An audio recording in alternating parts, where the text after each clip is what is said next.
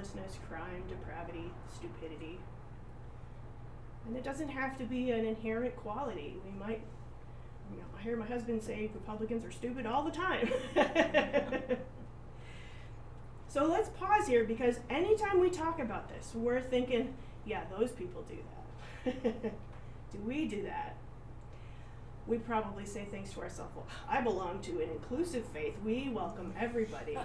And I strive to acknowledge the worthiness and dignity of everyone. But it's inherent. We're doing it all the time.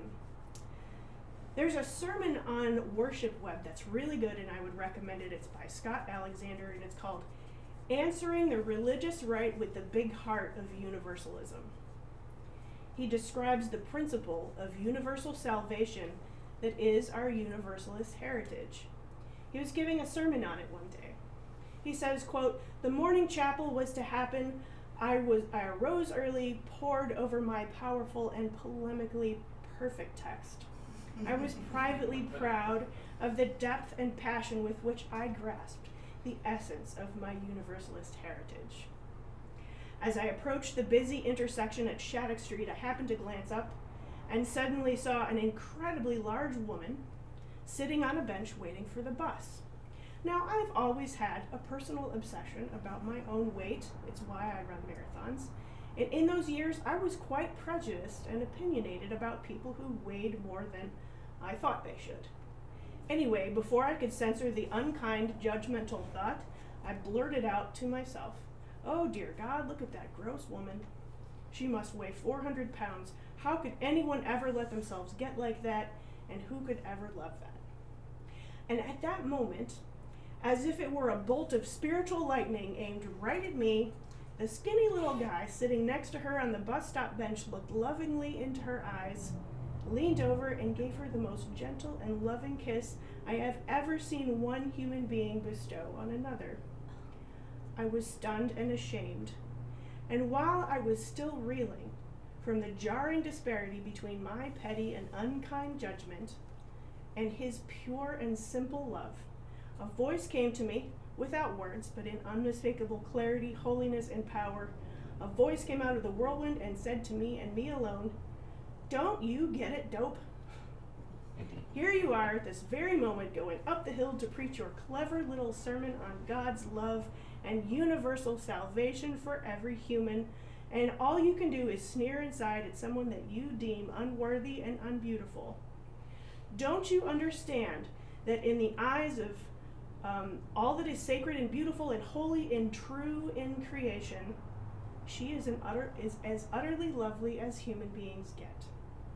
Don't you get it? If the pleasures and prerogatives, graces and goodness of this creation are made for you, and you certainly claim that as a natural gift for yourself, then they are made for her too, and you call yourself a Universalist." End quote.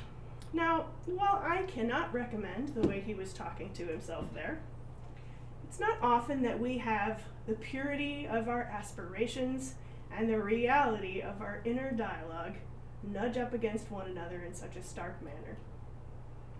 But you have those thoughts. I have those thoughts. Maybe they pop into your head unwelcome and you think, oh dear God, where did that come from? And then you're calling yourself a dope and shoving those thoughts away, horrified at yourself. Have you done this? Friend, the next time you're horrified at your own behavior or at the unbidden judgmental thoughts that pop into your head, do your best to stop pushing it away and rush to think nicer things. Sit with it for a minute. Where did that come from? Maybe from our lizard brain, but maybe there's more to it than that. Maybe our horror at obese people comes, as it did for him, from a struggle with our own weight and self-shaming. Maybe you're triggered by some event with people that fall into a certain category in your past. Maybe your self-identity is at stake. You consider yourself to be a warrior for environmental justice, and that climate denier seems diametrically opposed to everything you hold dear. Maybe a parent criticized you or others for exactly the trait that is in question, and the voice in your head is an old one that's basically not yours. Either way, in those moments, begin with compassion for yourself first. For yourself first. There's pain beneath that judgment somewhere. And it is your job to find it, forgive it, and then let it go. That is a way to heal the thought, the pain, and the judgment that they birth.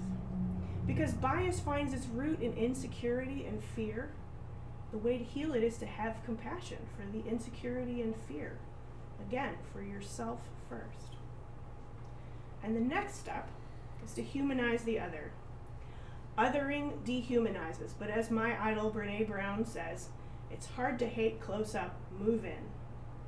Get to know some people who challenge you. Now the challenge might be discomfort.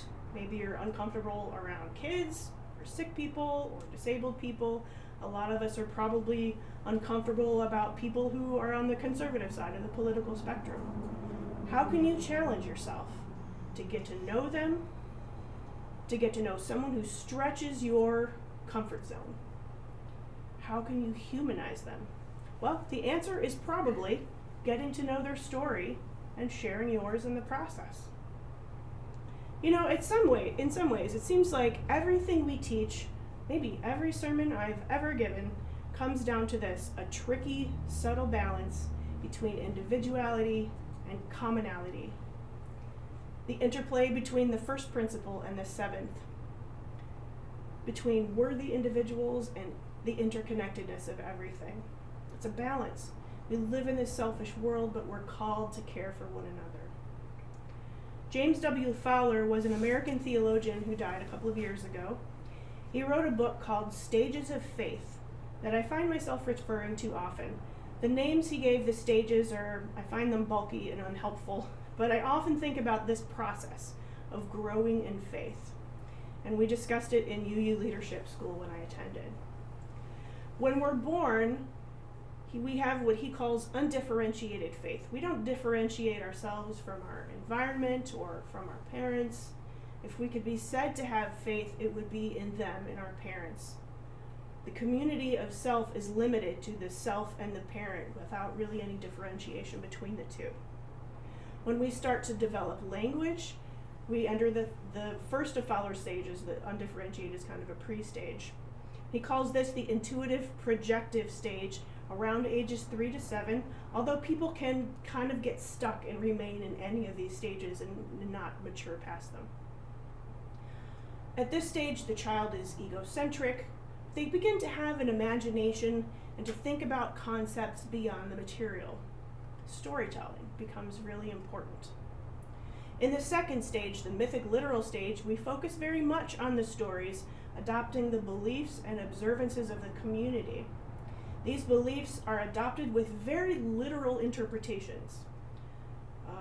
He gives an example of a woman who felt that prayers were like a bank, and if you said them daily, then you sort of build up an account, and when you need it, you can tap into it and God will fix your problems. At this stage, the symbols of the sacred can become confused with the sacred itself. Stage 4 is the individuative reflective stage. We struggle with issues of individuality and group identification, and we begin to mentally detach the symbols from what they represent. This is a bit of a deconstructionist phase, and in my experience, most UUs have been through this. We start to demythologize. We may reject the religion we were raised in. We may struggle to identify with groups that we previously identified with. This can be a dark night of the soul. It certainly was for me. Stage 5, conjunctive, we begin to be able to see multiple perspectives at once and to understand that everything's related.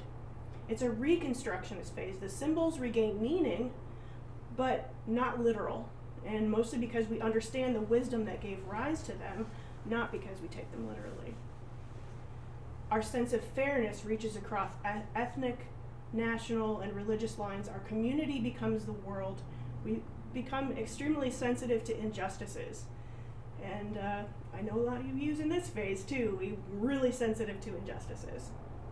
Fowler's final stage, and the reason I've brought us on this journey, is called universalizing faith.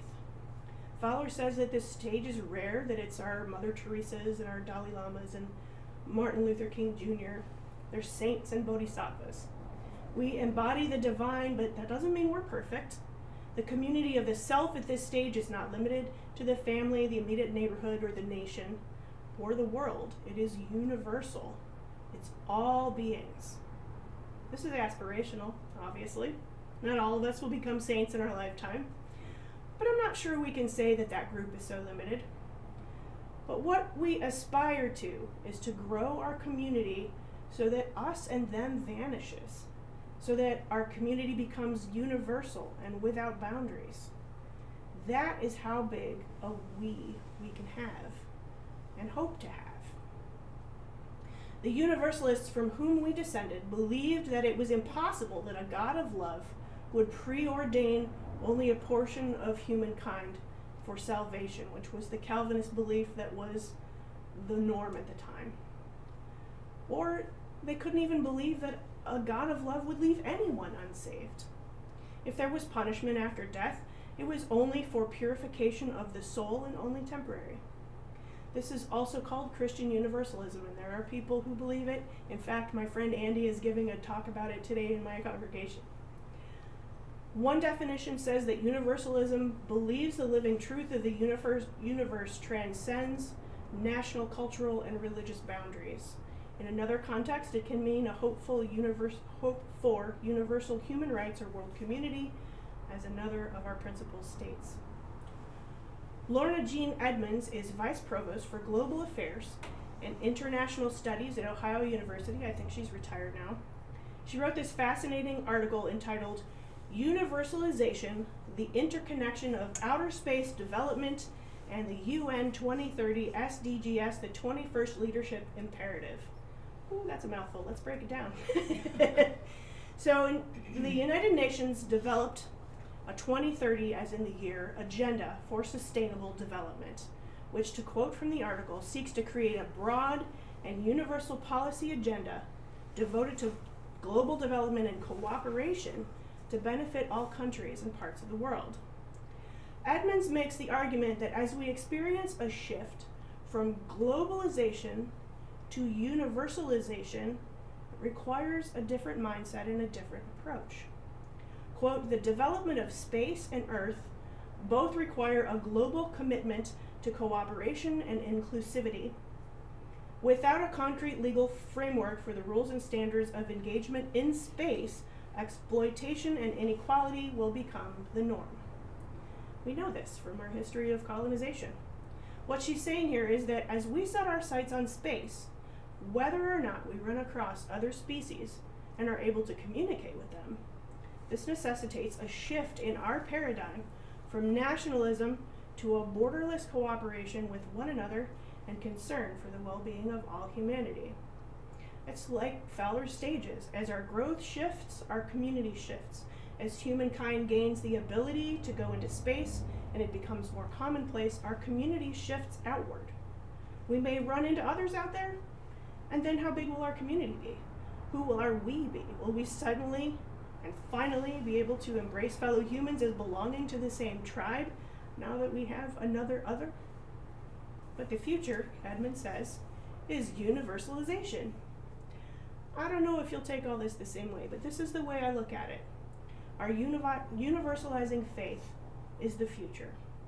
We need global community, and a global religious community needs to look something like ours. Going beyond tolerance of other faiths to embracing other faiths with openness and curiosity and willingness to learn from one another. As our species moves to the next frontier, universalism is critical to expanding our community. There is no them. The future survival of our species depends on the kind of openness that we are learning here as a congregation every week. And it is the natural next step in the maturation of our species and of us as individuals. I have a poem for you by Leah Onigiri. It's called Weavers of One Story. Here we are together, each facing our different human tasks, or maybe the same central one, to embrace the lessons life delivers, to discern and respond as we grow, to refuse harm and cherish flourishing. May we know ourselves as vessels of infinite possibility, holders of each other's heartaches and tales of joy alike, weavers of one story in which we each have our part. So, what will you do?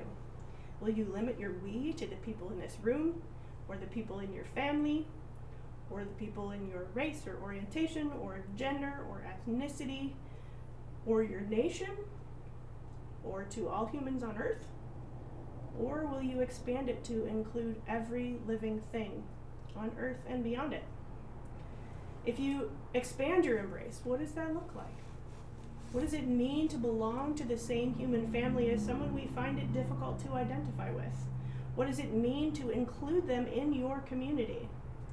When we finally do this, we will be able to say we've come home.